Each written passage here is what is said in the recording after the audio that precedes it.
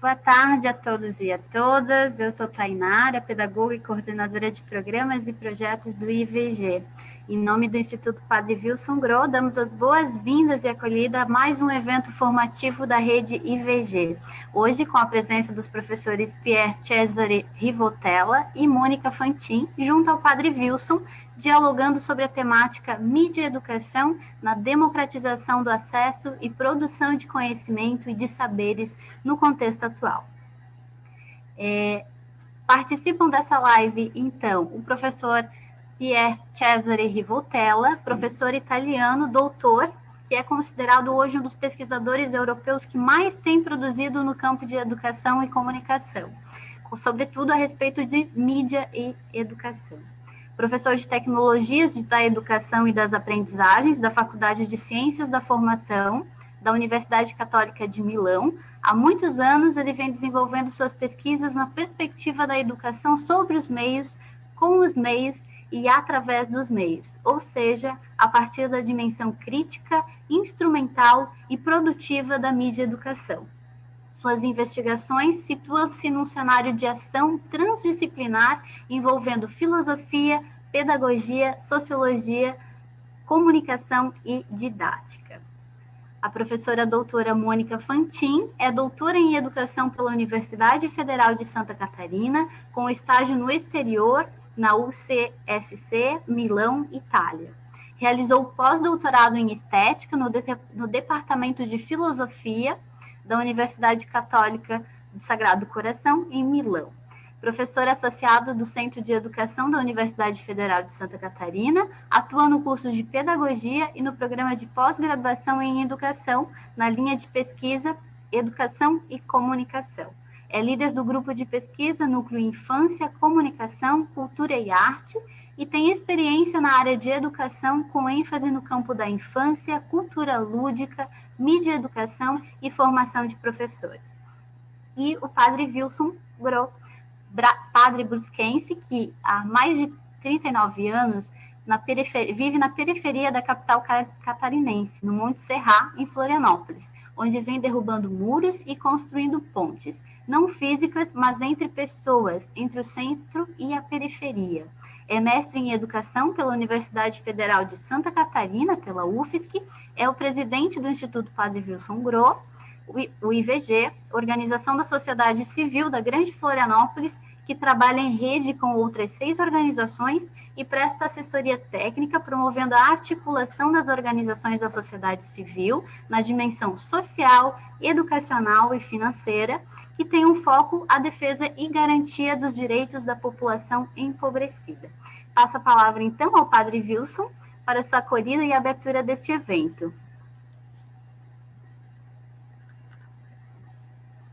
Boa tarde a todos e a todas que nos acompanham. Queria agradecer profundamente o professor Rivotella, que já conhecemos. Quero agradecer a Mônica Fantin, a Tainara e toda a equipe que está junto com esse caminho das nossas lives educativas. E, ao mesmo tempo, também agradecer cada uma que está nos acompanhando nessa tarde sobre a importância dessa temática. Na verdade, nos últimos tempos, nós temos ouvido falar muito sobre as grandes mudanças que a pandemia em curso vai impor ao mundo, não? Sobretudo no seu funcionamento econômico, social, educacional. Como uma pessoa militante, como um padre que trabalha já nesse campo há 40 anos na vida da nossa cidade e represento a organização da sociedade civil em tantos eventos, não? Principalmente na luta pela justiça social, representando sempre os setores mais empobrecidos da grande Florianópolis, não? Temos trabalhado muito em lives, em discussões, em fóruns e tentativas sobre para onde a gente vai nessa perspectiva, não? E eu me obrigaria a dizer de que a gente vai numa linha do verbo esperançar, que é acreditar que a partir daqui as mudanças são necessárias, são fundamentais, são inevitáveis. Não é possível passar por dentro desta pandemia sem assumirmos alguns elementos ou dimensões importantes na relação com o modo de produção, o modo de consumo. Então, nesse sentido, nós lançamos um movimento ultimamente, que vocês, enquanto educador e educadora, já tiveram na mão, e que a gente batizou como Florescer Comunitário, que é uma nova poética, uma nova evocação, um novo chamado, uma nova forma de pensar e agir para a justiça social, um método a serviço de projetos, cidades, de comunidades, a partir de uma pedagogia que gostaríamos de construir nas escolas, nas universidades, nas instituições, nas empresas, nos setores públicos e nos setores privados. Não apenas como um discurso consciente, mas como em defesa da solidariedade, como uma proposta de vivências, de processos, de projetos que permeiam o cotidiano, transformam a sociedade por dentro e forjam nela uma solidariedade estrutural. Temos trabalhado muito essa compreensão de um trabalho sobre solidariedade estrutural, sobre a dimensão equânime em relação aos territórios e à justiça social, o bem comum. Dentro desses processos de comunicação com as novas tecnologias, onde se centraliza a nossa conversa nessa tarde, para a formação de crianças, adolescentes e jovens, assim como aqueles e aquelas que a gente colocou nessa dimensão do florescer comunitário, que são os jardineiros e as jardineiras da cidade, não? Os educadores, eles são essenciais a este desafio na medida em que os aproximam e tecem dimensões colaborativas da aprendizagem. Então, a mediação entre as culturas dos meios, dos educandos, da cultura escolar, do centro e a periferia, nos convida a pensar nas tecnologias, sem dúvida, nos espaços, e aqui já tivemos que aprender tanto dentro dessa dimensão, e na formação do educador para trabalhar na perspectiva ecológica da mídia-educação, onde se centraliza todo um discurso nosso nessa tarde, ou toda uma conversa, não? No último dia de 10, o Papa Francisco, em sua encíclica Fraternidade e Amizade Social, nos ensina que é possível aceitar o desafio de sonhar e pensar em outra humanidade. É possível desejar um planeta que assegure terra, teto e trabalho para todos. Este momento formativo é uma oportunidade de aceite deste desafio, ampliando olhares, trocando saberes que nos preparam para o cenário desta nova realidade. Então, desejo uma grande tarde a todos nós e devolvo a palavra a Tainara. Obrigada, Padre Wilson. Então, é no sentido dessa troca de saberes, de experiências e de novos conhecimentos que o formato hoje à tarde da nossa live será de perguntas e respostas aos nossos convidados em 4 blocos. No primeiro, trataremos sobre o tema mídia, educação e democratização do acesso e produção de conhecimentos. O segundo bloco é endereçado ao papel do educador e à sua formação. O terceiro bloco, vamos tratar então do contexto da pandemia e pós-pandemia. E no último bloco teremos um espaço aberto, então, para comentários. Nós agradecemos a todos os educadores, todas as equipes das nossas organizações e demais participantes que estão acompanhando conosco hoje no Facebook, e reforçamos que todos podem estar escrevendo seus comentários, enviando seus questionamentos. Então, no primeiro bloco, sobre mídia, educação e democratização do acesso e produção de conhecimentos, uma primeira questão dos educadores da equipe da nossa rede seria: trabalhar com mídias não significa necessariamente trabalhar mídia-educação. Por quê? Professor Rivoltella, muito boa tarde, por favor, pode responder essa questão e iniciar as suas considerações. Boa tarde, Tainara, boa tarde para todos. E um abraço grande ao Padre Wilson, né, e à Mônica. Gostaria de ficar ali com vós, no espaço do vosso centro. Mas, infelizmente, essa pandemia nos obriga a uma comunicação através da mediação da tela. É uma lógica que temos que aceitar. Bom, vou responder a essa primeira pergunta, que é uma boa pergunta. Eu acho que a diferença esteja entre uma leitura instrumental da mídia e uma leitura hermenêutica, interpretativa da mídia. Nós podemos usar a mídia sem conscientização e, pelo contrário, produzir sentido crítico, produzir pensamento crítico, produzir suspeito no redor da mídia mesma. Nesse segundo caso, estaremos fazendo mídia educação. Mídia educação sempre tem que fazer com o suspeito, com a ideia que o que aparece na tela não é tudo. Vamos ver o que acontece atrás, quais são as grandes lógicas, sobretudo econômicas e políticas, que estão movendo quem produziu a mídia. Nesse sentido, estamos fazendo mídia educação. O uso instrumental é uso. Não tem espaço pela educação no uso instrumental.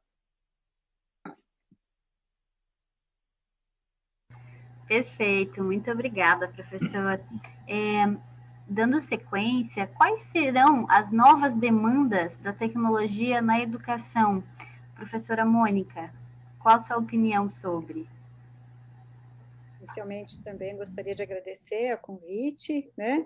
É uma alegria estar aqui compartilhando, né, essas ideias, essas reflexões, né, nessa tarde. Então, eu acho que, assim, falar nessas demandas, né, da tecnologia na educação, a partir, então, do ponto de vista da mídia educação, né, desse olhar crítico, né, que hoje é a condição de cidadania, né, uma primeira demanda seria a questão do acesso, né, aos equipamentos, à conexão, e a gente está vendo que essa é uma questão bem importante, né, no nosso contexto, né, a dificuldade não só da conectividade, né, que revela também essa desigualdade no acesso e qualidade também, né, da conexão, pensando também nesse mapa da exclusão digital, né, que no nosso país envolve cerca de 40% ainda dos domicílios que não têm acesso à internet, né, e 25%, que equivale mais ou menos a 70 milhões de pessoas, também não têm, né, estão desconectadas. Então, acho que esse é um desafio muito grande quando a gente fala em tecnologias na educação, né? E ainda, a grande maioria dos que acessam o fazem pelo celular, pelo smartphone e outros dispositivos que nem sempre garante, né, uma conexão, nem tempo suficiente para atender certas demandas. E aí, outra demanda importante para pensar é que, além, né, dessa dimensão de acesso, tem a questão das mediações e da formação, né? Então, não só saber e conhecer os usos e os consumos, né, de estudantes, professores e familiares, falar em tecnologia implica falar em práticas, né? E aí, o que fazemos com a tecnologia e o que ela faz conosco, né? E aí, essa questão realmente, assim, interpela a dimensão da formação. Então, uma demanda fundamental, né, quando a gente fala em tecnologias na educação, é pensar tanto essa dimensão do aparato, né, da estrutura, quanto da mediação e da formação desses usos nessa perspectiva crítica, reflexiva, interativa, né, da mídia educação. Perfeito. Já nessa questão, né, da formação, o próximo questionamento da nossa rede seria: qual a relação entre as novas tecnologias da comunicação e a construção do conhecimento e da formação da consciência, professor Rivoltella? Sim, acho que o problema da relação entre novas tecnologias, construção de conhecimento e formação da consciência seja uma questão muito, muito importante. O que acontece nessa sociedade, que é uma sociedade da informação, o melhor, é uma sociedade informacional, que quer dizer que é uma sociedade que é feita também de informações. As informações vão virar uma parte da realidade mesma na nossa sociedade. Tem coisas que são informações e não temos a possibilidade de distinguir entre o que é realidade e o que é só informação. Nessa forma, nesse tipo de sociedade, o que acontece? Acontece que temos muito mais informações do que nós precisamos, né? muito mais informações, muitas mais informações. E essa multiplicidade de informações não é oportunidade de escolha, né? Não é oportunidade de escolha, mas provavelmente é muito mais oportunidade, possibilidade de confusão. Porque se estamos com muitas informações, com demasiadas informações, não temos mais a possibilidade de escolher. Então, a situação é de impossibilidade de escolha, é de grande confusão. Na confusão, na impossibilidade da escolha, eu acho que o problema da consciência, da formação da consciência, seja o problema mais importante. O que precisamos hoje nas escolas é professores, mestres, que saibam providenciar pelos meninos, pelos alunos, mapas de traços, de linhas, para se orientar entre essa enorme quantidade confusiva de informações que se confundem também com a realidade. É o que normalmente se chama de post-veridade, e que, no sentido mais popular, nós chamamos de fake news, como uma palavra inglesa. A fake news, a post-veridade, é exatamente essa coisa aqui. É uma informação da qual é impossível decidir a correspondência com a realidade. Nessa situação, ter desenvolvido uma consciência crítica é verdadeiramente a coisa mais importante. E aqui, acho que depois vamos discutir sobre o papel do professor e do mestre, mas aqui o papel, a figura do mestre e do professor é verdadeiramente muito, muito importante. E é uma questão política, é também uma questão política. É uma questão política. E econômica também, porque normalmente o que interessa a economia e a política é que essa confusão fique, é que essas informações vão aumentar de número. Quanto mais aumentam de número, quanto menos a gente pensa como a cabeça deles. Então, acho que essa seja a situação. Não sei o que pensa nisso a Mônica. Eu acho que é importante, assim, até complementar, né, o quanto hoje o conhecimento, né, e as práticas, as relações, as interações estão atravessadas pela mídia, tecnologia, e, consequentemente, por esse modo, né, de pensar, né, e aí eu gosto, assim, de pensar nessa relação, e a escola também, com aquela ideia de um ecossistema educativo, cultural, né, que se constrói nesse espaço de conhecimento, de criação, de diálogo, né, nesse encontro também com a diversidade, onde a gente vai construindo esses significados e esses pertencimentos culturais, né? Porque se não dá para pensar a educação separada dessa perspectiva mais ampla, econômica, social e cultural, né? Hoje todos esses processos estão atravessados pela tecnologia, né? Então é importante, né, essa pergunta: como selecionamos aquilo tudo que a gente, né, recebe, né? Aquilo que a gente cria, aquilo que a gente compartilha, né? E como que fazendo isso a gente vai se formando também, se deformando muitas vezes e se transformando, né, a partir dessas práticas. Então, a importância, acho que, de observar essas relações de construção, né, desse pensar, né, observando também esses ambientes das mídias com uma outra consciência, sobretudo a partir, né, desses últimos acontecimentos, né, uma consciência, então, que faz parte de um sistema mais amplo, né, humano, social, cultural, natural, e que está sempre aberto, né, dinâmico, numa complexidade muito grande que a gente precisa interpretar, porque é um ambiente que está orientando as nossas vidas, né, está estimulando a nossa curiosidade, ao mesmo tempo que também propaga dualismos, oposições, e também pode mobilizar, né, um agir transformador. E aí, mais uma vez, depende dessas mediações, né? E aí, eu que já emendo, né, com outra discussão, né, a respeito, assim, dessa presença, né, então, das tecnologias nas nossas vidas e também nesses espaços educativos, né, porque é muito comum, e até pouco tempo atrás, a gente sempre falava desse descompasso histórico, né, entre o que é demanda da escola e demanda da sociedade, como se a escola estivesse sempre atrás, né, um certo atraso em relação a essas tecnologias que estão presentes nas nossas vidas, né.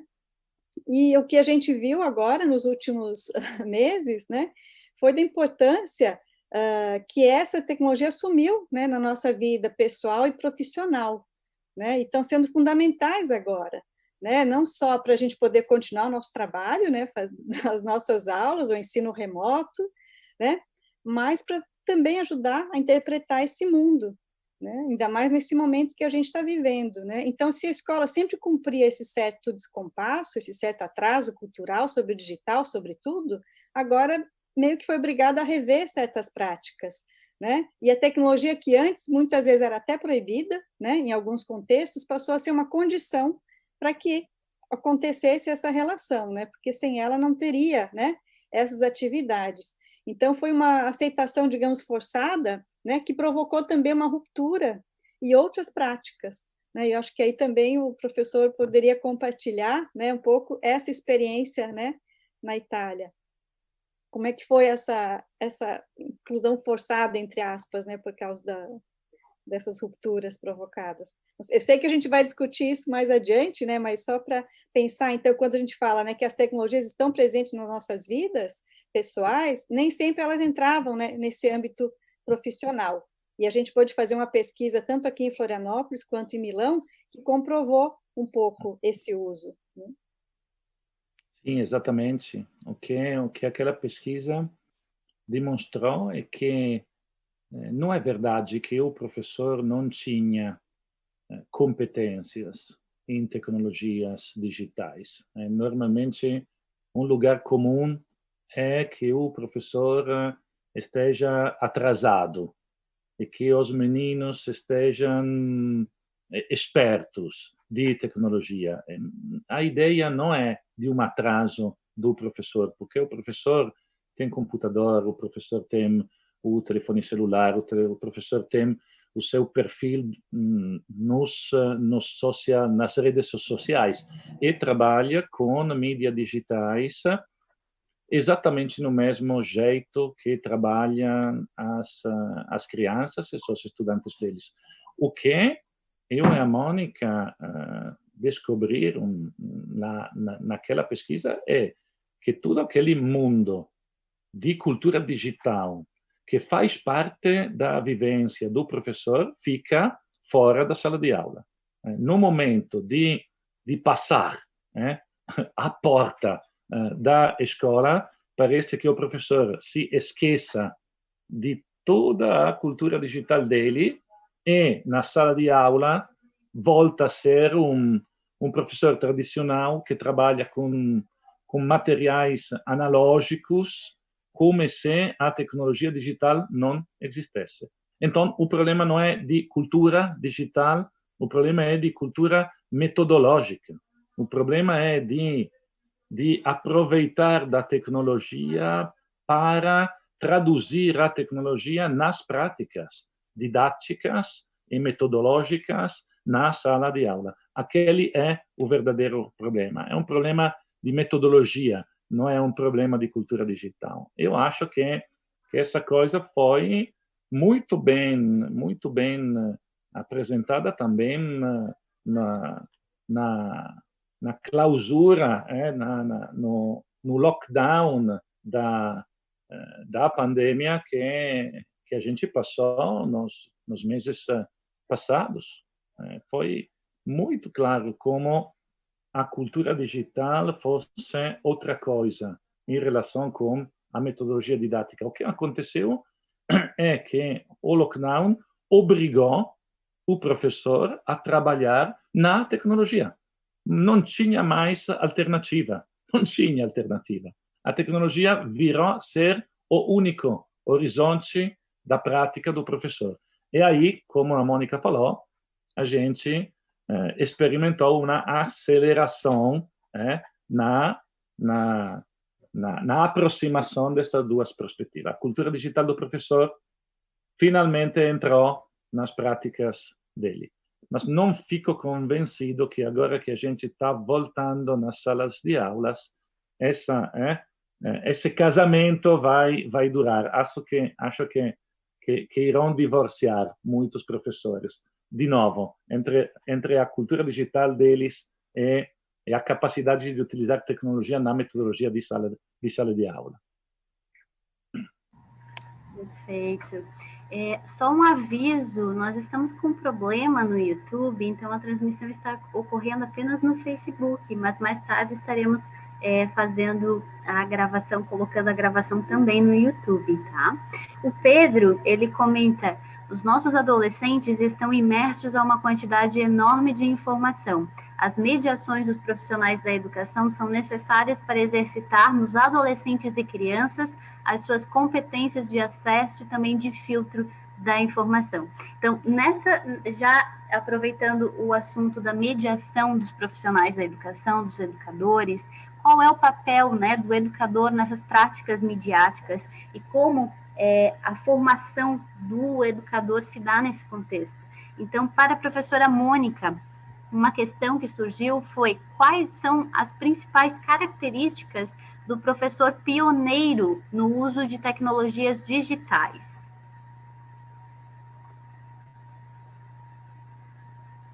Então, essa categoria, né, essa classificação é decorrente também dessa mesma pesquisa, né, que foi feita sobre os usos e consumos culturais, né, dos professores aqui em Florianópolis, em Milão, e aí a gente fez um mapeamento, né, dos usos dos professores, das suas práticas, e aí a gente classificou a partir também já de categorias que outros autores trabalhavam, né, na época, que seria o não usuário, o iniciante, o praticante e o pioneiro, né? Não, tá. Ou seja, então a gente viu, né, um perfil bem variado. Tinha um professor que não usava porque não sabia, alguns porque não queriam, né? O não usuário, então tinha uma certa resistência, e outro porque não tinham formação. Tinha aquele que estava começando a usar, né, no âmbito mais pessoal, o praticante que usava no âmbito pessoal e começava também a usar, né, no âmbito profissional, e o pioneiro que usava com bastante desenvoltura, né, as diversas mídias, era bastante competente, né, nesse âmbito, tanto pessoal quanto profissional, né?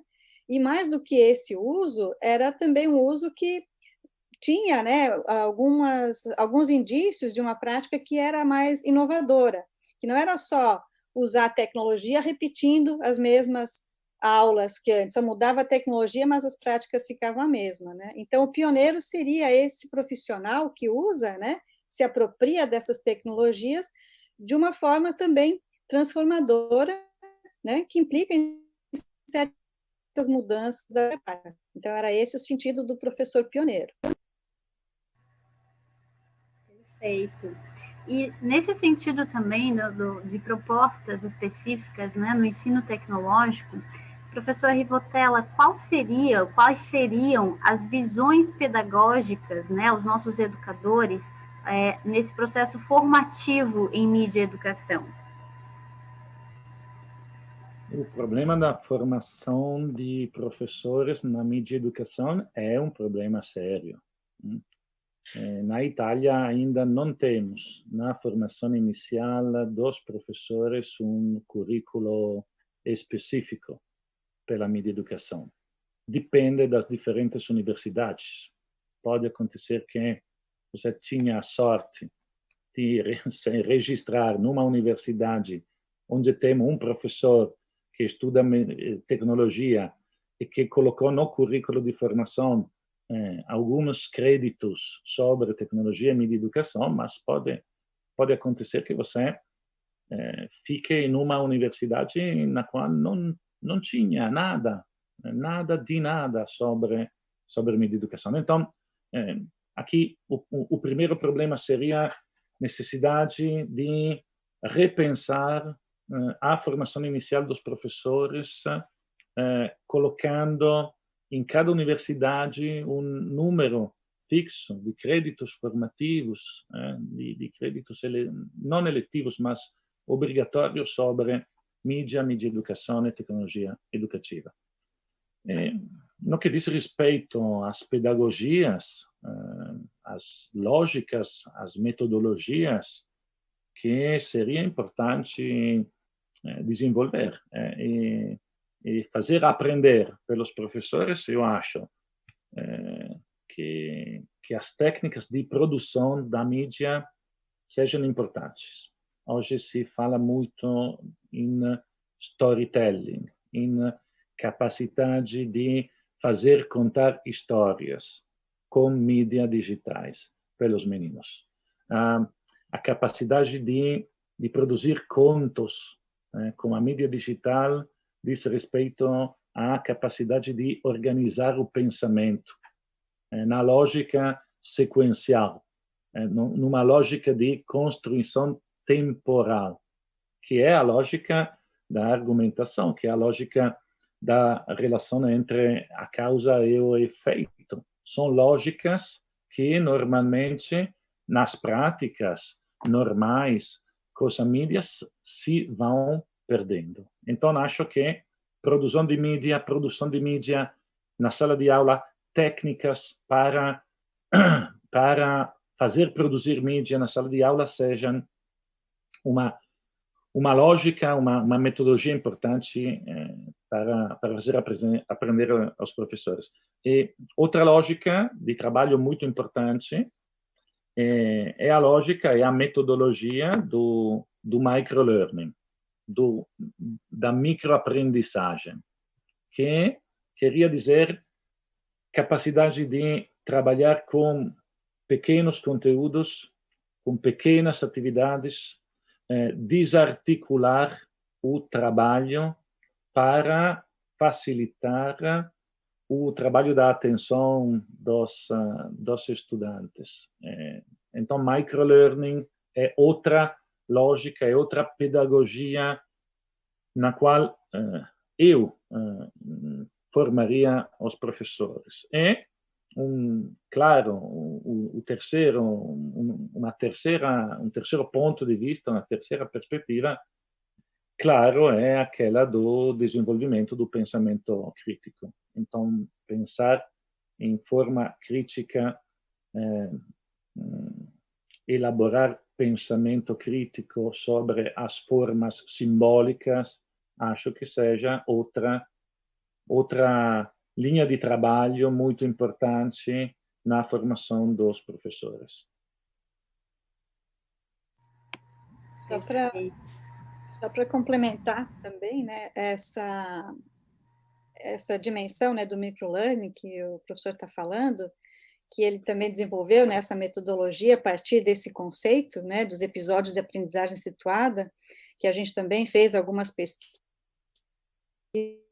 aqui, né, de pensar, né, no uso das tecnologias para além de recurso, né, mas como a própria cultura, né, então vai além dessa formação instrumental, né, que muitas vezes, assim, aqui no Brasil também, né, depende muito de universidades ou dos centros de pesquisa para estar incluindo alguma disciplina nessa perspectiva, né, agora tem bastante, assim, até disciplinas, mais no âmbito da tecnologia, né, mais naquela dimensão mais instrumental, né? E aí essa articulação, então, com uma perspectiva mais ampla, né, da mídia educação, que a gente fala, ela ainda precisa ser construída, ser consolidada, né, sobretudo a partir dessa pedagogia das multiliteracies, né, ou dos multiletramentos, como a gente fala, né, que parte, então, de uma análise dessa prática, né, desse contexto, né, uma mediação, ensino intencional, essa reflexão, para depois pensar, né, atividades e propósitos e planejamentos voltando para a prática transformada, utilizando as várias linguagens, né? Mas não é só utilizar as várias linguagens, né? A cultura visual, musical, auditiva, não, mas de uma forma reflexiva, né?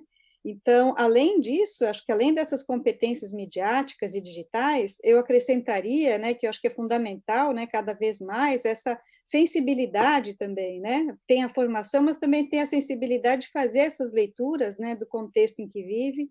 Tem essa questão do compromisso, que a gente vê cada vez mais forte, né, hoje em dia, e para alguns estudiosos também essa dimensão ativista, né, que a formação também tem que pensar.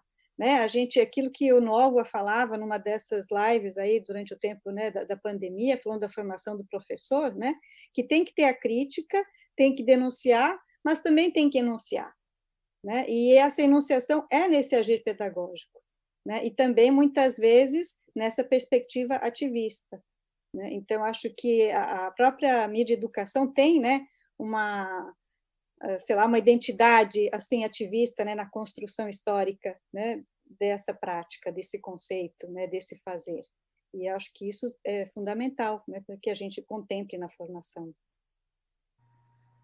Com certeza, professora Mônica.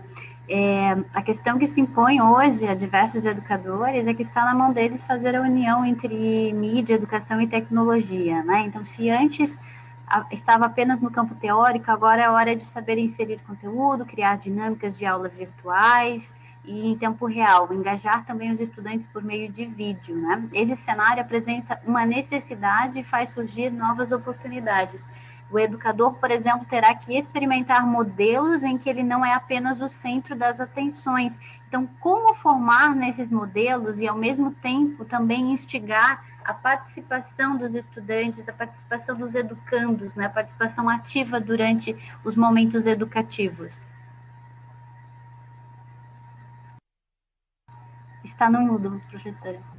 Eu acho que o desafio é fazer essa articulação, né, dentre esses âmbitos da aprendizagem formais e informais, né? Esses saberes, né, que eles trazem, né, articulando então com aquilo que a escola, né, vai estar elaborando, né? E aí para isso eu acho que também pensando essas novas práticas, né, atuar na educação então como esse campo aberto, né, esse fenômeno educativo que se relaciona, né, com o âmbito político, social, econômico, cultural, atua sempre nessas fronteiras.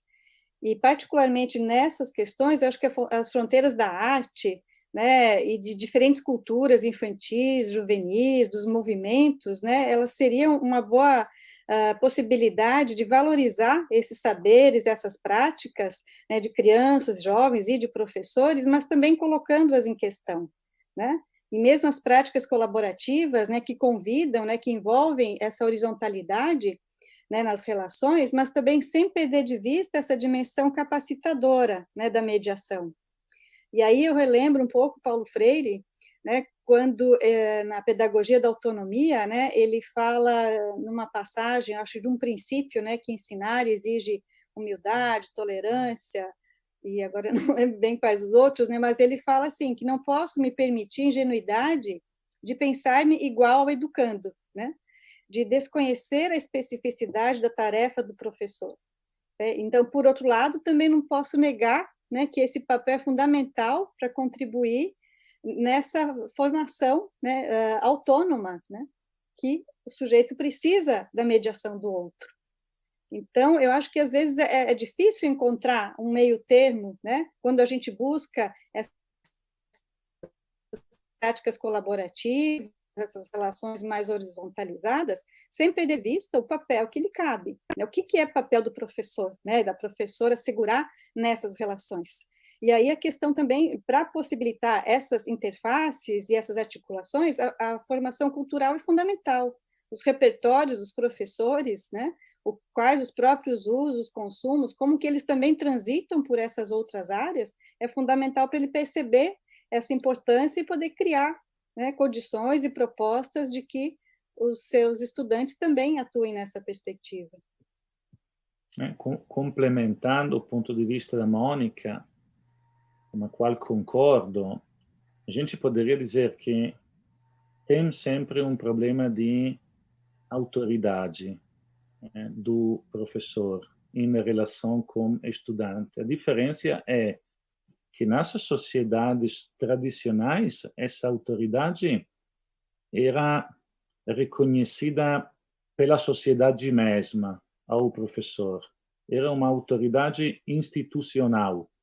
Hoje, essa autoridade vira uma credibilidade que o professor tem que obter pelos meninos.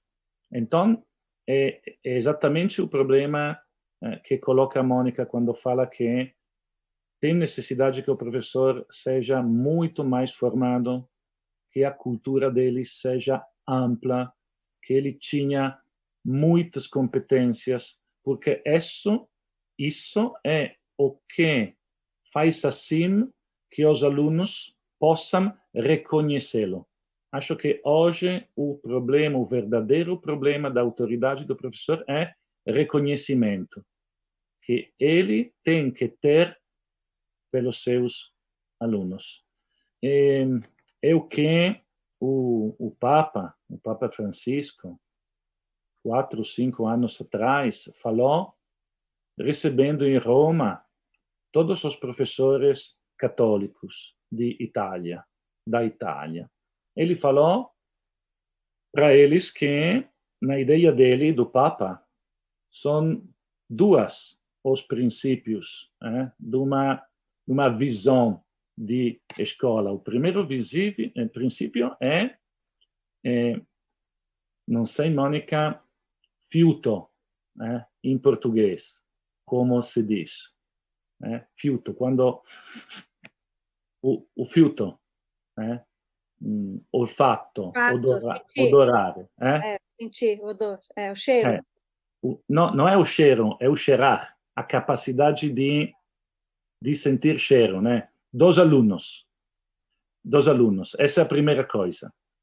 E a segunda coisa é, na ideia do Papa, professores inconcluídos.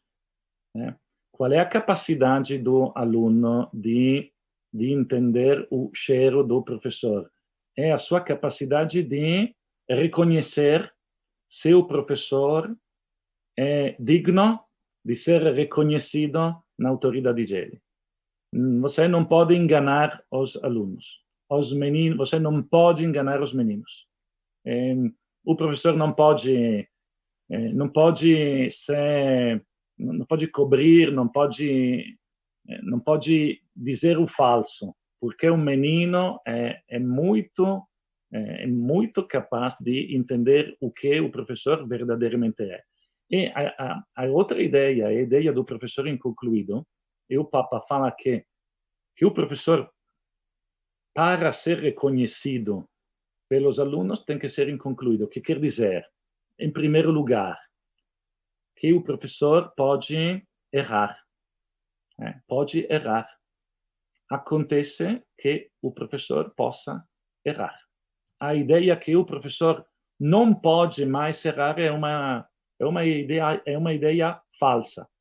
A primeira ideia da inconclusão do professor é que ele erra e aceita de errar e fala pela turma: eu posso errar, vamos ver juntos como juntos podemos corrigir o que eu errei.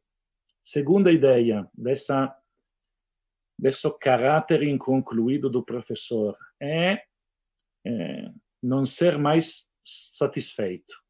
O professor, fala o Papa, inconcluído porque não é mais satisfeito.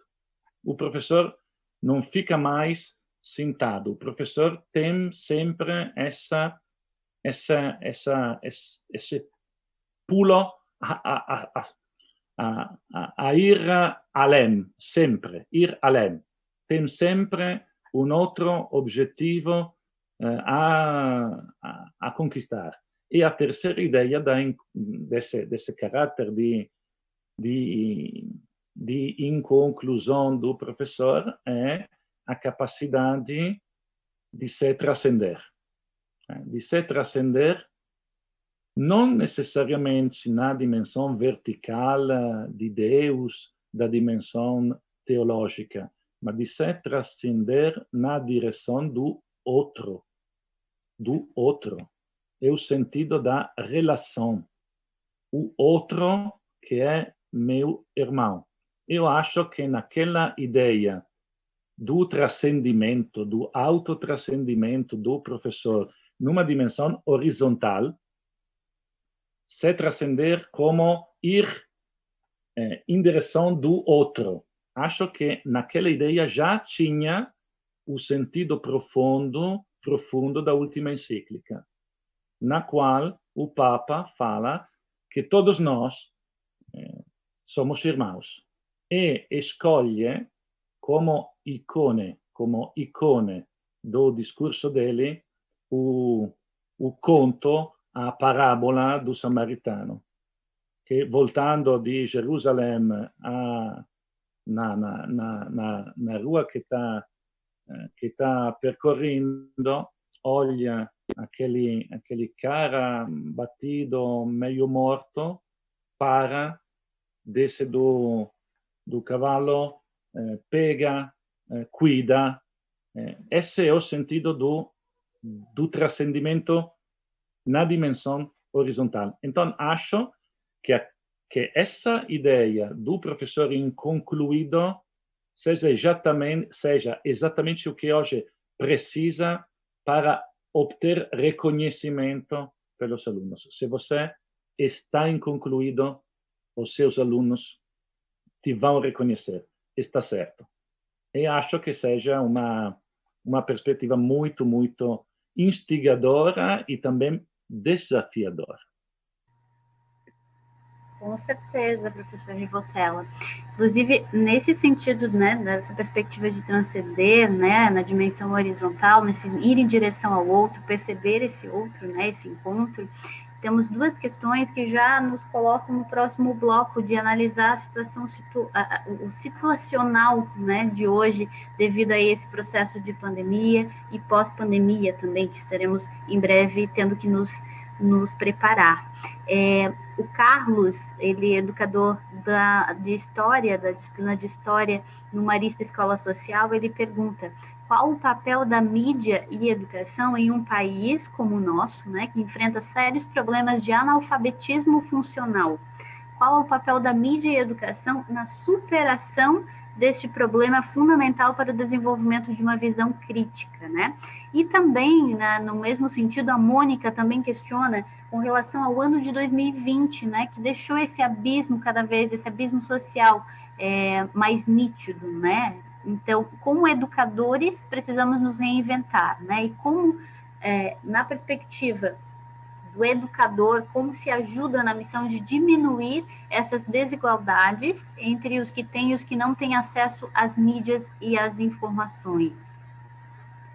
Professora Mônica. Para já respondendo as questões agora feitas? Pode ser, pode já, e o professor Rivotella também se dá vontade para comentá-las. Obrigada, né, pela questão. Eu acho que é bem importante, né, pensar esse neoalfabetismo funcional e a potencialidade das mídias e tecnologias para superar esse quadro, né? E uma das questões que a gente sempre se pergunta hoje, né, o que é estar alfabetizado? Será que é suficiente saber ler e escrever as palavras, né? Ou em que medida vai estar alfabetizado se não consegue ler e interpretar esse mundo, ainda na perspectiva de Paulo Freire, né? A leitura de mundo que procede à leitura da palavra, e esse mundo hoje tão povoado de imagens, de publicidade, de audiovisual, de memes, fake news, enfim, uma diversidade, né, de textos, de linguagens, né, que a gente vai tendo contato, né, e precisa conhecer, precisa interpretar e também precisa se apropriar desses códigos para poder se expressar e se comunicar, né? Então, eu acho que essa é uma das perspectivas também da mídia educação, né, de trabalhar com essas várias linguagens, também nessa perspectiva transmídia, né, de um mesmo texto que vai se transformando a partir de uma outra linguagem, né, e que eles vão interagindo, vão construindo, e uma das questões que a gente vê que muitas vezes as crianças ou jovens que têm dificuldade de se expressar numa linguagem podem ter mais facilidade para se expressar noutra. E aí eu já penso também em projetos interdisciplinares, né, na importância desses projetos interdisciplinares, né? E também em projetos, né, oficinas que envolvam aquilo que eles já sabem e que vão problematizando, vão tensionando esses saberes, para que eles possam também avançar, colocar em suspeita, né, como Rivotella antes falava, né? Porque a mídia educação, assim, nos últimos anos, ela saiu, então, mais dessa perspectiva crítica, reflexiva, para essa dimensão mais do fazer, né, e do compartilhar. E muitas vezes essa ênfase, né, nesse fazer, nesse compartilhar, deixou um pouco de lado essa reflexão, né? Então, acho que tem que retomar esse fazer, né, e refletir sobre o que se faz, né, do ponto de vista ético, estético, da responsabilidade, né? Não basta só saber fazer e compartilhar, mas o que você está compartilhando, né? A responsabilidade do ponto de vista ético, estético que você tem com isso, né? E aí essa questão acho que vai transcender, né? Assim, vai possibilitar outras alfabetizações, né? Outros códigos, outras formas de interpretar e de se expressar. E aí acho que assim 2020 foi, né? Está sendo, eu acho, né? Um divisor de águas. Eu acho que não tem como não pensar num divisor de águas em vários sentidos, né? Da vida. Né? Primeiro, tudo aquilo que a gente viveu, assim, o cuidado da vida, de si, do outro, né? Da natureza, aquilo que o Miyakoto falou, né? Que nos fez pensar, que o vírus nos fez pensar que não estamos sós, né? Ele fala dessa orquestração, né?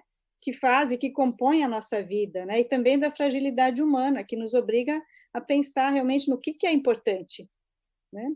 E também tem um livro que saiu há pouco tempo, né, do Boaventura Souza Santos, que ele fala, né, da cruel pedagogia, né, do vírus, que aí ele também traz vários elementos para a gente pensar, né, e tudo que a gente ainda tem que aprender com isso. Afinal, a gente ainda está numa pandemia, está desacelerando, mas ainda estamos vivendo isso, né? E esse ineditismo da situação, muitas vezes, realmente fica difícil a gente fazer essa reflexão, ainda tão imerso nela, né? A gente não tem o tempo do distanciamento para avaliar, por exemplo, se realmente essas práticas vão ser incorporadas, né? Se essas práticas das tecnologias que os professores estão, né? Que a gente está se obrigando a usar, se elas vão permanecer ou não, né? Algumas pesquisas indicam que sim, que os professores dizem, não, eu não consigo me imaginar dando aula de outro jeito, né? Sem esse aparato, né? Sem esse dispositivo tecnológico.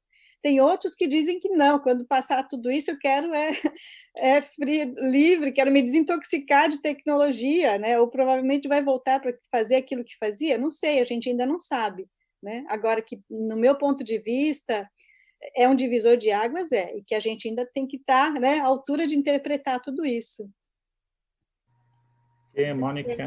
O que a Mônica está falando me faz repensar no conceito de acesso, né, sobre o qual ela antes falava, antecipando algo do terceiro bloco, no qual a gente deveria conversar sobre pandemia e pós-pandemia.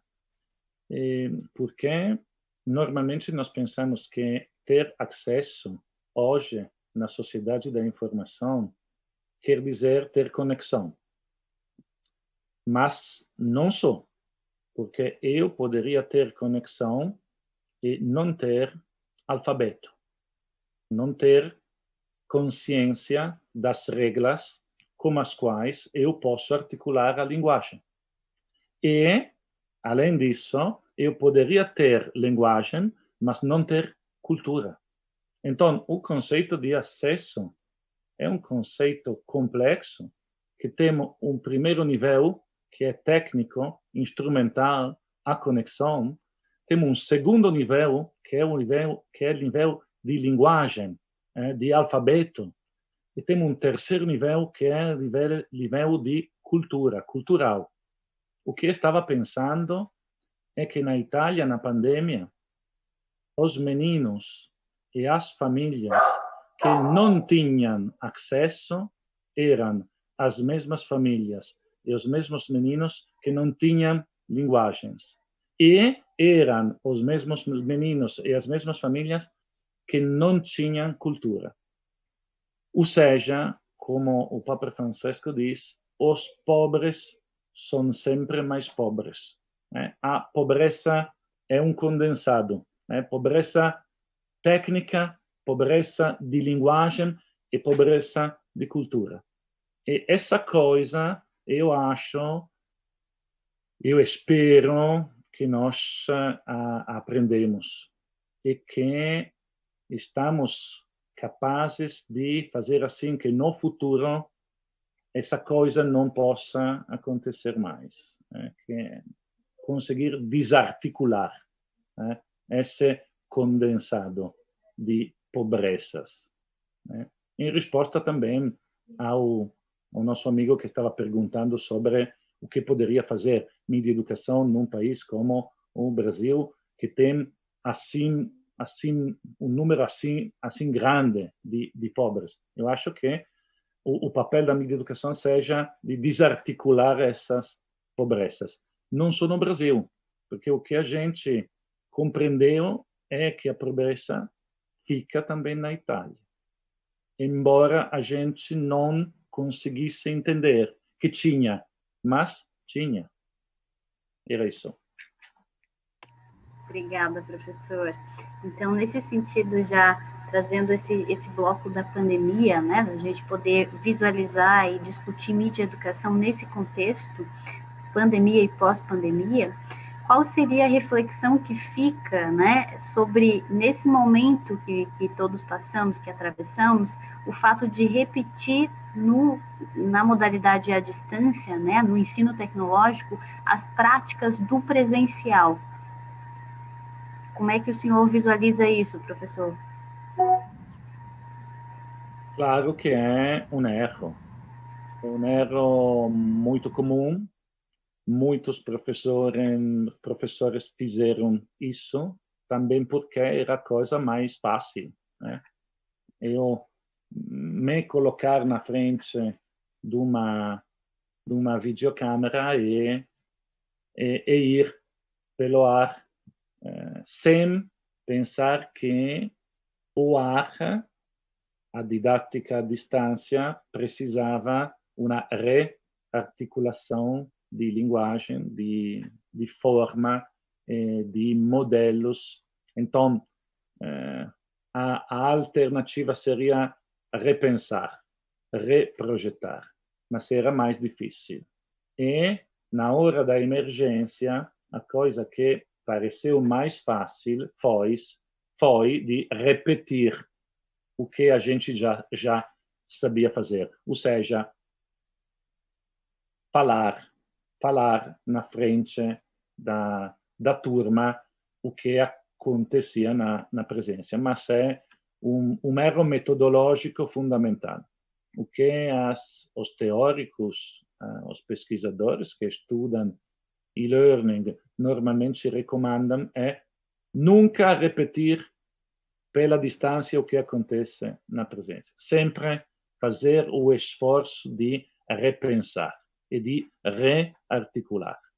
Mas, claro que na emergência, na urgência da hora, a gente achou mais fácil, é muito mais fácil repetir que repensar. Mas o verdadeiro problema, o verdadeiro desafio é repensar e não repetir. Só gostaria de complementar, né? Porque uma das questões também que a gente pede, né, que se ficou se perguntando, né, nesse momento de pensar essa adaptação, né, ou essa reorganização, primeiro assim é pensar que a educação não é só conteúdo, né, não é só transmissão de conteúdo, né? Porque eu acho que a gente ainda está muito preso a essa dimensão conteudista, né? Nossa visão muitas vezes conservadora, né, da educação. E aí se perguntar que tipo de educação, afinal de contas, a gente quer, né? Se o ensino não é só essa transferência de conteúdos escolares, curriculares, né? Se aquilo que a gente está vivendo não seria também objeto de conhecimento e de aprendizagem, né? Diante dessa realidade, né? O que a gente está aprendendo, além do cuidado de si, do outro, né? Do entorno, da natureza, né? E se isso tudo não seria também objeto de aprendizagem? E aí, como que a gente compartilha essas experiências vividas nesse momento da pandemia, né? E um segundo aspecto, assim, é essa impossibilidade de transferir essas práticas do presencial para o ensino remoto, até porque as condições são muito diferentes, né? Mesmo em sala de aula, mesmo planejando, a gente está dando, né, fazendo esse ensino remoto, é a família toda que está ali, e que muitas vezes estão disputando, né, ou estão combinando os usos desses artefatos de forma coletiva, porque só tem um, né? Então, já aconteceu de eu estar dando aula agora, né, que a gente voltou, né, final de agosto, e aí fez um comentário, tal, depois a aluna fez, e daí mencionou uma atividade que tinha feito, daí o marido estava lá ouvindo, daí o marido veio e participou da aula também, né? Então, porque estava lá na sala ouvindo, né? Então, são experiências que a gente vai ver que são diversos fatores, né? E não tem como, né, reproduzir esse contexto de interação, né, que se tinha no espaço formativo da escola, para essas interações domésticas permeadas por vários outros fatores, né, de compartilhamento, de espaço, de tempo, né, e que nem sempre se tem disponíveis, né? Então, a gente vai aprendendo um pouco, né, esse abre a câmera, estão me ouvindo? Desliga o áudio, né? O microfone está desligado, tal, essas questões todas, né? E que é uma tarefa árdua, né, que os professores tiveram que fazer, né, dar aula através da internet sem ter formação, né, sem ter esse tempo para se preparar, né, e com todos os outros afazeres que tinham que dar conta da vida, né, nesse período também, né, do confinamento, do distanciamento social. Então, claro, a gente vê, né, os professores se desdobrando, né, para dar continuidade a esse processo educativo, mas que também teve muitas boas práticas, né? Até já puxando assim, né, naquilo que fica, né? Se essa realidade trouxe algumas oportunidades, necessidades forçadas, né, de transformação, a gente ainda não sabe os efeitos disso a longo prazo, né?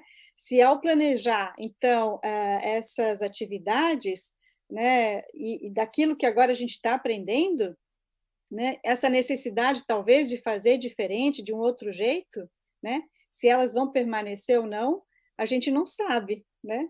O que tem assim, tem muitos relatos de muita dificuldade sobre trabalho, tal, de vários, né, vários sentidos, mas também muitas boas práticas que eu acho que essas mereceriam, né, que a gente pudesse estudar um pouco mais, né, para ver como que elas se construíram e a importância de permanecer aquilo que foi uma conquista, né? De melhorar tudo aquilo que foi, né, de equívoco, desse processo de ensaio e erro, de aprendizagem, mas de refletir e tentar segurar aquilo que realmente foi transformador.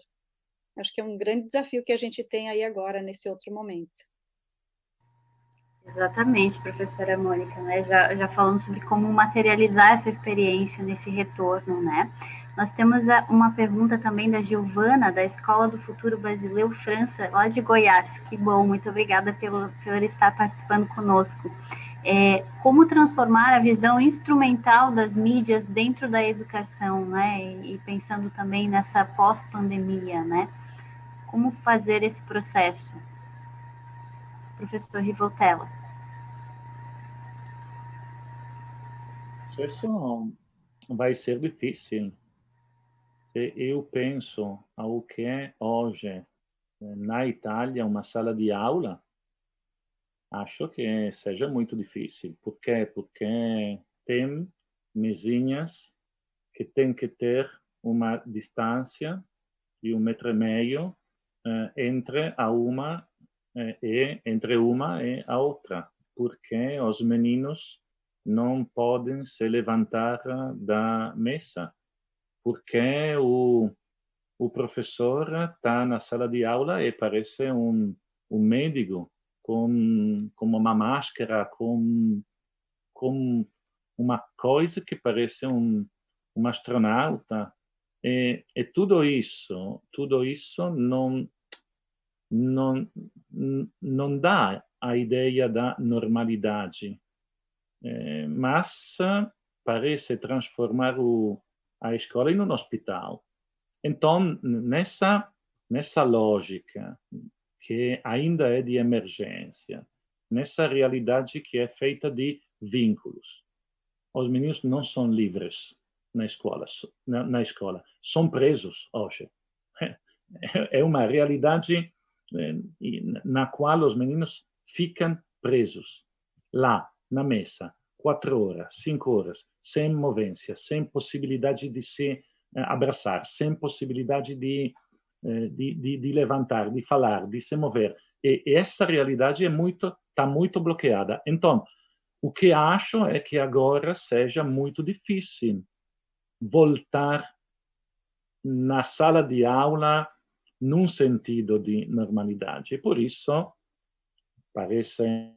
parecerá que eu seja provocador, mas nesse sentido, eu acho que seja melhor ficar à distância que voltar numa sala de aula dessa forma e com esses vínculos.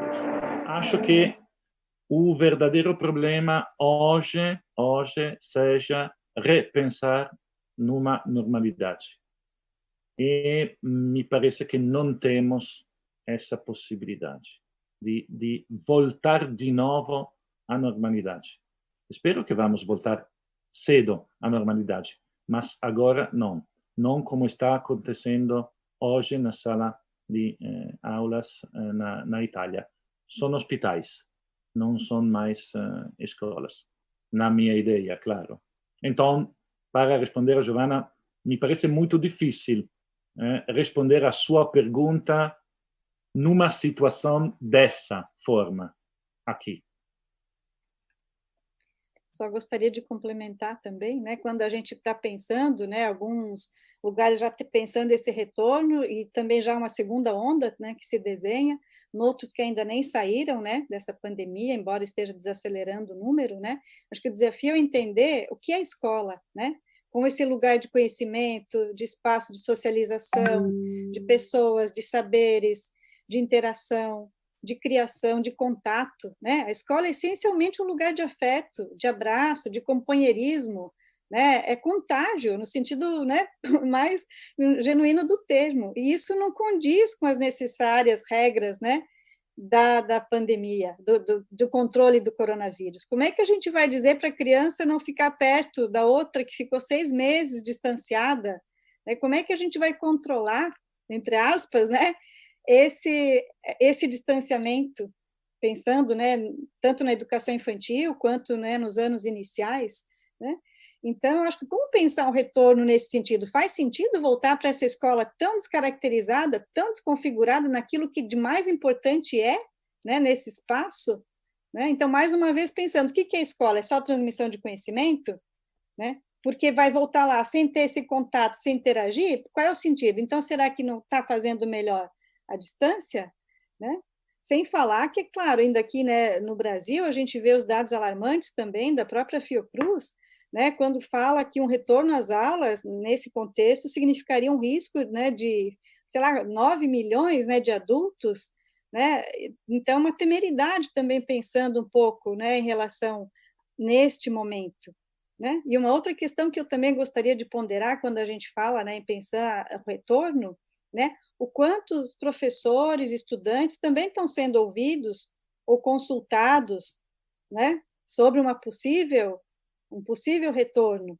Né? Claro que são vários fatores que estão em jogo, né? A gente não, quando a gente fala que a educação está na confluência de todos esses aspectos políticos, econômicos, sociais e culturais, é porque realmente está, né, sendo entrelaçado tudo isso. E esse momento de pensar, então, o retorno tem que ser considerado essas várias dimensões. Né? E acho que assim, esse esforço que estão sendo viabilizados para, né, tentar, né, dar conta, né, desse ensino remoto, se não estão sendo suficientes, né, para crianças e jovens, que muitas vezes ainda acelera, né, aumenta essa desigualdade digital, né, no país e no mundo, é necessário, então, talvez aperfeiçoar ou intensificar aquilo que está sendo feito para pensar e ampliar, acolhendo também outras questões que a gente não está dando conta, né? Então, eu acho que tem que repensar muito, né? Tanto se a gente está satisfeito com a escola que a gente tinha e voltar para aquela escola, né?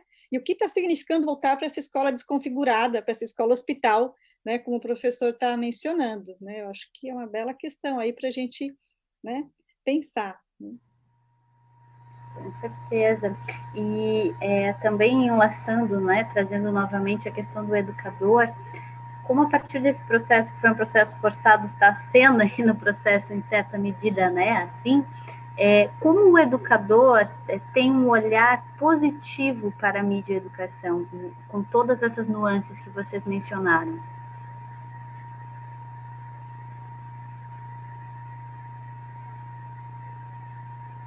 Claro que o olhar do educador tem que ser sempre positivo, pelo menos do ponto de vista da prática.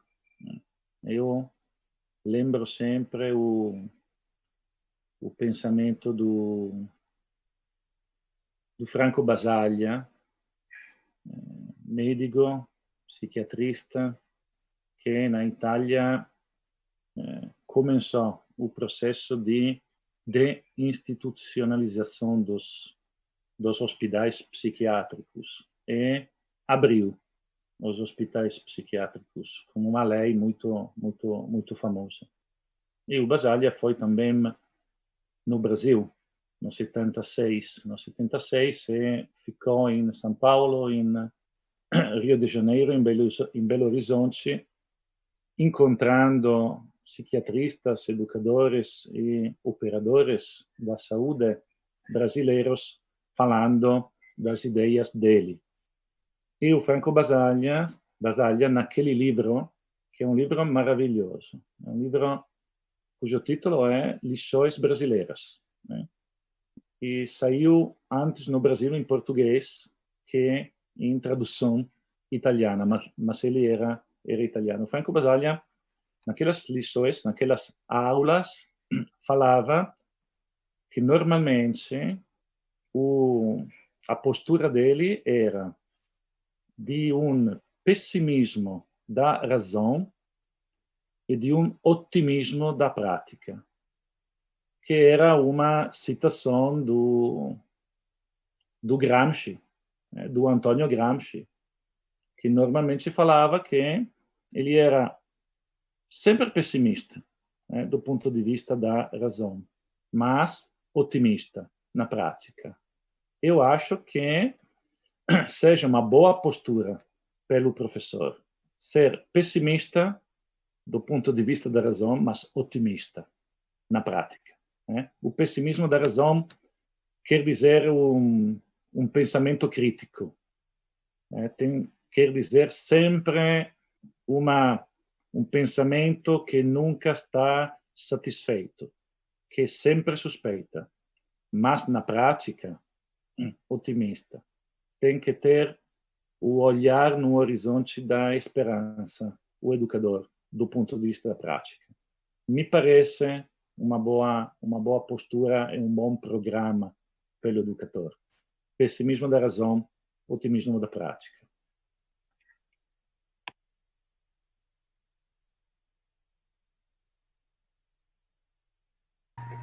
Professora Mônica, gostaria de comentar essa questão e, assim, logo em seguida podemos passar ao quarto bloco? Sim, só uma complementação, né? Quando a gente sempre fala, né? E pensando nessas memórias, né? Que vão ficar, né? Desse tempo da pandemia que a gente vai construindo, né? Provavelmente para os adultos vai ser um tempo, sim, de muito medo, de insegurança, instabilidade, de receio de toda a natureza, né? Para algumas crianças, talvez vai ser um tempo também que pode ficar com a família, né, que pode fazer outras coisas, enfim, né, claro, são as diferentes condições, né, de infância, e eu sempre fico me perguntando, né, que memórias que a gente está construindo, né, desse tempo, e de como cada um, né, foi, né, encontrando suas estratégias de sobrevivência, né, nesse tempo do distanciamento. E aí, assim, outro dia também ouvindo uma outra live, né, do Francesco Tonucci, também italiano, né, ele se perguntando, os professores perguntando, como que a gente vai recuperar esse tempo? Ele falou, primeiro que é impossível recuperar uma coisa que não foi, não tem como recuperar, né? Mas por que não mudar a pergunta e dizer o que eles perderam, perguntar o que você perdeu nesse tempo, por que não perguntar o que você ganhou também? O que você aprendeu nesse tempo que você ficou ali, né? Ou de você, o que você conheceu, né? Também dos seus sentimentos, dos seus afetos, o que você descobriu, né? Nesse tempo todo, além, claro, daquilo que depois foi aprendendo, né? Por ensino remoto. Mas eu acho que é um pouco essa perspectiva, né? Então, de encontrar essas estratégias, né? De conhecimento, de cuidado, né? De pensar essas outras perspectivas, assim, do ponto de vista crítico, né? Esse pessimismo, né? Da razão, que não nos leva muito, né? A outra possibilidade, mas também de apostar, assim, né? De ter de construir outras possibilidades diante daquilo que a gente tem. Né? Então, eu acho que não tem como não ter esperança, né? Eu sempre falo, né? Paulo Freire também fala, né? Professor, educador, trabalha com formação e trabalha com esperança. Então, a gente tem que, né, encontrar esse olhar, né, nesse horizonte ali que o professor mencionou, por mais difícil que seja. É uma aposta também que a gente faz, né? Exatamente, muito obrigada pelo seu comentário. E nos direcionando, então, para o último bloco, o quarto bloco, onde a gente vai ter um espaço mais aberto para esses comentários, né? Trazemos uma provocação aqui com relação à nova encíclica do Papa Francisco, né, onde ele fala sobre a ilusão da comunicação e menciona, entre aspas, né, as relações digitais que dispensam da fadiga de cultivar uma amizade, uma reciprocidade estável e até um consenso que amadurece com o tempo, têm aparência de sociabilidade, mas não constroem verdadeiramente um nós. Na verdade, habitualmente dissimulam e ampliam o mesmo individualismo que se manifesta na xenofobia e no desprezo dos frágeis. A conexão digital não basta para lançar pontes, não é capaz de unir a humanidade, fecha aspas. Nesse contexto, né, trazendo essa inspiração e as palavras do Papa Francisco, como que a mídia e a educação ela pode atuar nesse fortalecimento dos vínculos, nessa formação crítica, né? E aí eu passo a palavra também ao Padre Wilson, para que possa estar partilhando conosco alguns de seus de suas perspectivas com relação a isso.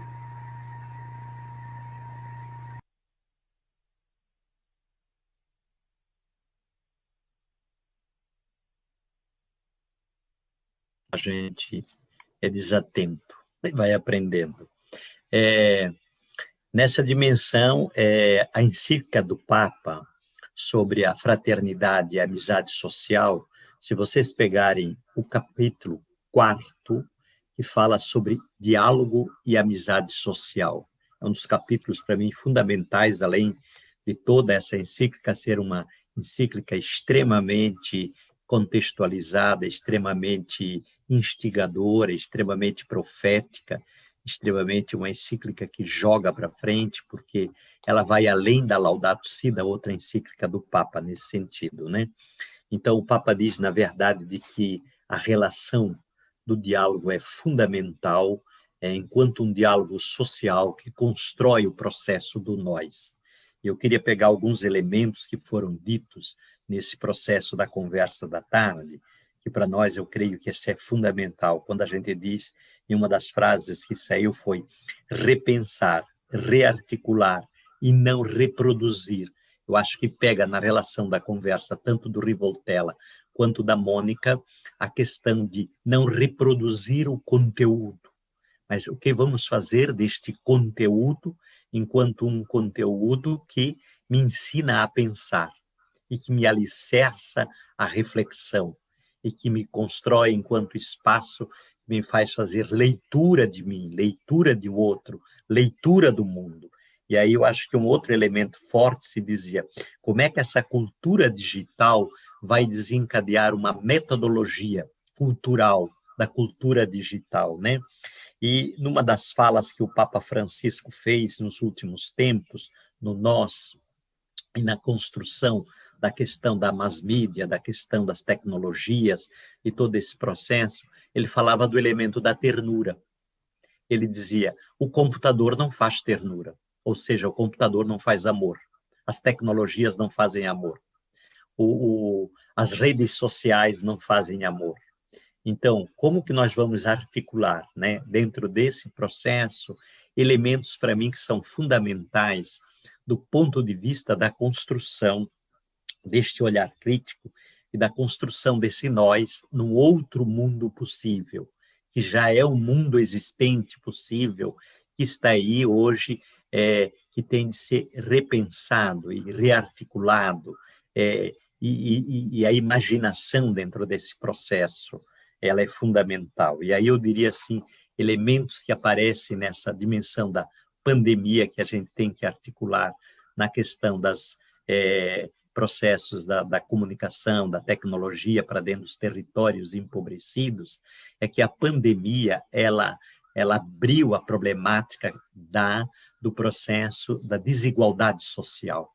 Eu acho que ela escancarou a desigualdade social, a pobreza e a riqueza, trouxe e ela trouxe um elemento fundamental que é a naturalização da desigualdade social. Talvez aqui é um elemento que a gente tem de pensar como é que a tecnologia, como é que as redes sociais, como é que elas vão poder nos ajudarem nesse processo de uma aproximação para não naturalização, ou seja, um pensar crítico em relação à realidade. E aí um elemento importante que perpassa toda a encíclica do Papa, e que o Revoltella colocou, é a questão do outro. Quem é este outro? Qual é esta alteridade? Como é que eu chego nesta alteridade do samaritano, da parábola do samaritano? Como é que eu passo pelo outro e não passo além do outro, no sentido de me reaproximar do outro, não passar pelo outro lado do outro, mas essa aproximação do nós na relação com a questão, hoje que nós vivenciamos no continente latino-americano e mundialmente, processo imigratório, por exemplo. Hoje a imigração faz parte do nosso contexto nas periferias da nossa cidade. Se eu olho no contexto da minha comunidade, no Monte Serra, onde eu habito, ali tem vários países convivendo ultimamente que chegaram, desde os haitianos, venezuelanos, Somália, Togo, e aí América Latina, vários, não? Como trabalhar com o processo desse nós com os diferentes. Como é que esse nós se constrói numa cultura de diálogo, numa nova cultura? Eu acho que um outro elemento que perpassou tanto a fala da Mônica quanto a fala do Revoltella é o construir juntos. Não temos outra saída se a gente não se constrói junto nesta pandemia. Então, acho que esse é um elemento. O segundo elemento que eu diria é a questão da necessidade a nível de mundo do planeta Terra, aquilo que diz o Papa, a fome. Como é que nós vamos trabalhar a questão da segurança alimentar a nível internacional, né? E aí o papel das mídias e o papel da comunicação para fazer uma aproximação desses mundos de pobreza e de riqueza na redistribuição da comida enquanto acesso de direito a questão da segurança alimentar. Acho que aí a mídia tem um papel enorme, as comunicações têm um papel enorme, a tecnologia tem um papel enorme. Um outro elemento que eu colocaria dentro disso é a problemática do desemprego. E aí, como é que nós vamos articular uma renda mundial, que o Papa está falando tanto, e a economia do Papa Francisco? O Papa Francisco diz, não basta criar encíclica, criar reflexões, como é que isso desencadeia depois em ações concretas lá na base, ou seja, como é que esses movimentos puxam o gesto. Eu acho que o gesto é fundamental, né? E o gesto é como é que a gente constrói uma solidariedade na visão de uma solidariedade estrutural, de uma compreensão equânime de mundo, de justiça social. E aí eu acho que o papel de mídia e toda essa dimensão da tecnologia em relação aos territórios empobrecidos, como é que a gente vai dar à juventude esses instrumentos para ajudarem a fazer leitura crítica e, ao mesmo tempo, inserção ao mercado de trabalho, né? Que é o nosso desafio futuro, por exemplo, olhando aqui a nossa realidade da grande Florianópolis e da cidade de Florianópolis, com esse imenso parque de tecnologia e de empresas tecnológicas que estão surgindo a cada dia aqui, como é que a gente vai aproximar o centro e a periferia com a juventude e trabalhar essa juventude, porque a juventude hoje no Brasil é um percentual altíssimo, 60 mil jovens foram assassinados nesse último ano, e como é que a gente vai trabalhar as juventudes, quando a gente fala que são as juventudes indígenas, as juventudes negras, as juventudes brancas, as juventudes caboclas, né? E essa dimensão toda, como criar instrumento de possibilidade em relação à questão de novas formas de repensar o mundo do trabalho. Como é que nós vamos pensar essa tecnologia a serviço de uma o repensar o trabalho. E aí, como repensar o território? E como repensar de que a tecnologia pudesse ser um grande aparato no sentido instrumental do enriquecimento, ou seja, aonde a riqueza pudesse se reproduzir nos territórios empobrecidos como saída de trabalho. Acho que esse é um outro elemento. Um outro elemento que eu queria colocar que surgiu na conversa toda dos dois é como é que nós vamos trabalhar a tecnologia em meio ambiente. Não dá de passar por dentro dessa pandemia e não olhar o grito da terra, da mãe. A mãe grita, né? E aí repensar o modo de produção, no fundo, nós temos de repensar o modo de produção capitalista, que é como produzir e como consumir, como romper com o consumismo e como criar novos estilos de vida. Né? Acho que é premente passar por dentro disso e criar novos estilos de vida. Então, dentro desse processo todo, é fundamental, não? Como que a gente trabalha essas questões, essas inserções. E talvez aqui a beleza, que eu diria, e ao mesmo tempo a dimensão paradoxal, é aquilo que diz o Papa, é partir do mundo dos empobrecidos. Não dá de passar por essa pandemia se a gente não abraça o grito da injustiça social dos empobrecidos e o grito da Mãe Terra. Acho que são os dois grandes gritos, e aí dentro disso construir a fraternidade universal, a dimensão da amizade, né, que o Papa diz, da amizade social. Esse, para mim, é o grande desafio, não? Então, penso que essa dimensão ela é extremamente esperançosa. Então, o verbo esperançar, que é o verbo em movimento, é fundamental ser articulado. É lançar propostas desafiosas e de credibilidade. Aquilo que dizia o Rivoltella, o que o Papa também dizia, o educador tem de ter credibilidade. Agora, o educador tem de ter credibilidade se ele tem o cheiro do educando. E se o educando tem o cheiro do educador. Aquilo que disse o Papa para nós, enquanto sacerdote.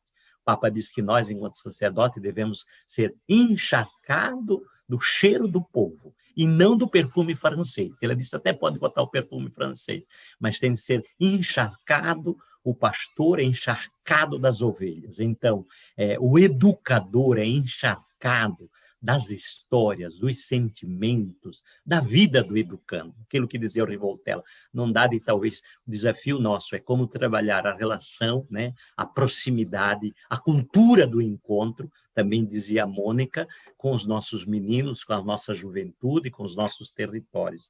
Então, eu fecharia por aí e queria dizer assim, o Papa disse uma palavra ultimamente que eu gostei muito, ele disse que esta pandemia não pode nos roubar a esperança, não pode nos roubar a alegria de viver e não pode nos roubar a questão da gente ser criativo e ir rompendo com os processos antigos, né? Ele diz, não podemos voltar aos processos antigos. Nós temos de criar dentro dessa pandemia, e a encíclica toda está nessa linha, novas formas, novos jeitos, e criar tudo isso dentro de novas formas e novos jeitos, na visão do bem comum, com a justiça social, na visão da solidariedade, na visão do compartilhamento, na visão da relação. E aí o outro, a outra, é fundamental, aquilo que é encontrar essa alteridade, tocar essa alteridade, se colocar no lugar do outro, da outra, que é a questão do samaritano, né? A samaritaniedade é esse serviço da escuta.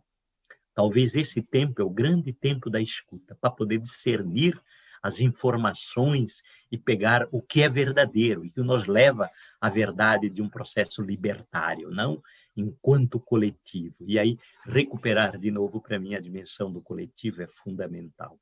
Nós, né? Eu quero agradecer muitíssimo de coração ao Rivoltella e a Mônica e a você, Tainara também, e toda a nossa equipe executiva aí que propôs essa live. Eu penso que essa live, essa tarde, foi extremamente fundamental para a gente se apropriar de elementos, porque nos encharcou de esperança. Eu saio daqui com o coração extremamente esperançosos, Rivoltella e Mônica, do ponto de vista dos elementos, das dimensões, do compartilhamento dos saberes de vocês conosco. Então, meu muito obrigado. Devolvo a palavra a Tainara. Obrigada, Padre Wilson. Professor Rivoltella, professora Mônica, gostariam de comentar? Nada, só agradecer, porque qualquer palavra seria demasiado depois da fala do Padre Wilson. Então, para mim, um agradecimento extraordinário e um grande abraço para todos nessa ideia do Papa, de uma fraternidade, de uma dimensão do outro, do nós, que todos nós temos que conseguir. Obrigado. Obrigada, professora Mônica. Também é só agradecer, né, esse momento, essas palavras, essa troca, né, e tentar praticar esse verbo, né, esperançar. Acho que o Padre Wilson bem fechou, né, fez uma bela síntese ali, a gente sai daqui bem nutrido, né, e também bem provocado, né, por essas questões. Só agradecimento, então, e um grande abraço a todos. Com certeza, muito obrigada à professora Mônica, ao Padre Wilson, ao professor Rivoltella, todos que nos acompanharam hoje.